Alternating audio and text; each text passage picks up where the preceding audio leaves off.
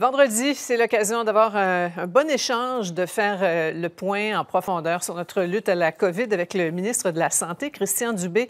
Merci d'être avec nous, M. Dubé. Bonjour, Mme Thibault.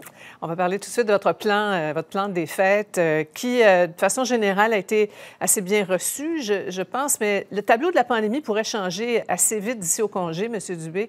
On l'a compris, là. Et on comprend que la santé publique se donne un jeu, là, avant de confirmer votre scénario, là. Et la date butoir, c'est le 17 décembre?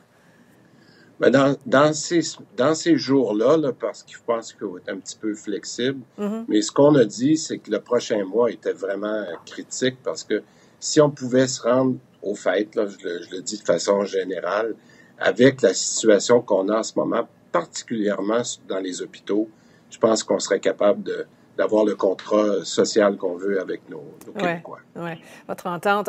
Vous avez senti quand même aujourd'hui le besoin de préciser là, que c'est pas le temps de faire des... faut pas avoir en tête là, des parties les 4 soirs, parce qu'on entendait des gens là, qui remplissaient leur agenda. Oui. Bien, écoutez, ce qu'on a voulu dire aux gens, rappelez-vous, on apprend nous aussi de tout ce processus-là. Il faut garder ça simple, il faut que ça soit clair, mais en même temps, on dit aux gens, essayez pas de déjouer le système, parce que quand on veut déjouer le système, on se nuit à soi-même. Ouais. Et ce qu'on veut, c'est protéger les gens qu'on aime, que ce soit nos personnes âgées, les plus vulnérables. Donc, on n'est pas là pour essayer de demander aux gens de détourner le système puis de faire 6 parties en 3 jours. C'est pas ça qu'on demande. On dit aux gens, soyez prudents.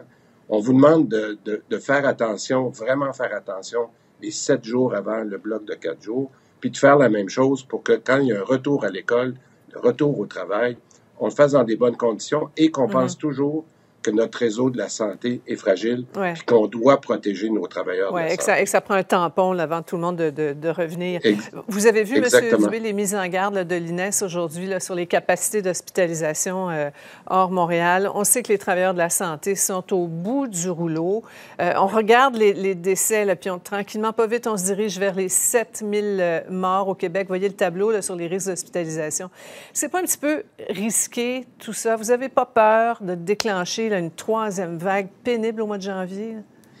Bien, moi, je fais une grande différence, Mme Thibault, je le dis souvent, entre la première et la 2e vague. Quand vous parlez de 7000 décès, moi, je regarde plutôt comment on a contrôlé vraiment la 2e vague. C'est sûr qu'on a eu encore des décès dans les CHSLD ou dans les résidences pour personnes, mais on n'est pas du tout dans le même registre que la première vague. Non, pourquoi? Parce qu'on... Alors, donc, c'est pour ça, moi, je regarde plutôt là, ce qui s'est passé dans les 2-3 derniers mois. Puis je pense qu'on a vraiment la situation sous contrôle. Par contre, je suis aussi conscient que la situation est fragile. Et c'est pour ça que la recommandation qu'on a eue de la santé publique, si la situation se maintient et si on est capable d'avoir l'appui des Québécois dans le respect des mesures sanitaires, comme vous donniez l'exemple tout à l'heure, le nombre de réveillons, etc., moi, je suis pas mal certain qu'on pourrait se retrouver au début de janvier avec une nouvelle normalité, mais je pense qu'on a donné ce défi-là aux Québécois, puis à date, ils l'ont relevé. M. Dubé, sur la question de la ventilation dans les écoles, on le sait depuis un bon moment, là, depuis l'été, en fait, là, que la COVID se répand par le biais des aérosols. Vous en êtes où avec votre comité d'experts? Est-ce qu'il est formé? Est-ce qu'on va avoir un rapport bientôt?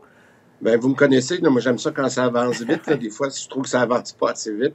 Le comité est formé. On a fait appel, on est rendu à finaliser ce qu'on appelle des experts externes aussi. Donc, le comité a siégé pour la première fois aujourd'hui.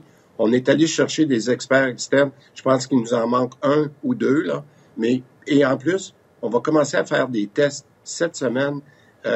Particulièrement, moi, je commence par le milieu hospitalier, parce que lorsqu'on est en zone rouge, dans un CHSLD, où il y a des zones rouges, là, des zones chaudes qu'on appelle, ben c'est là que je vais aller tester l'air. Alors, c'est sûr que l'opinion des experts, notamment l'OMS, qu'on appelle l'Organisation de la santé, a changé d'idée, comme vous l'avez dit, dans les derniers mois, dernières semaines.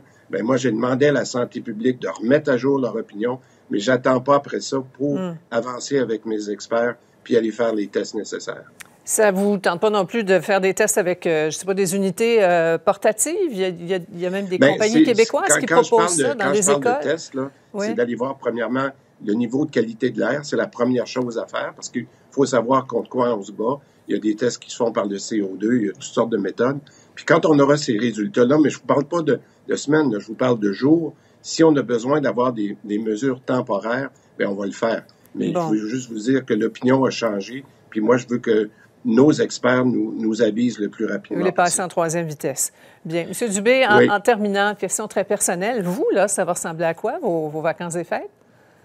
Bien, écoutez, premièrement, je veux me rendre jusque-là de bonne humeur, avec des bonnes nouvelles, mais j'ai eu la chance d'avoir, moi, déjà une partie de ma famille qui est à la maison, mais c'est sûr qu'on va passer ça proche, mais pas trop de réveillons, pas trop de party. On veut se reposer aussi. Vous n'aurez pas 4 réveillons de suite, là? Sûrement pas. On va se coucher de bonne heure. On aura sûrement l'occasion de se reparler d'ici là. Merci beaucoup, M. Dubé. Bien gentil. Merci, Mme Thibault. À bientôt. Merci.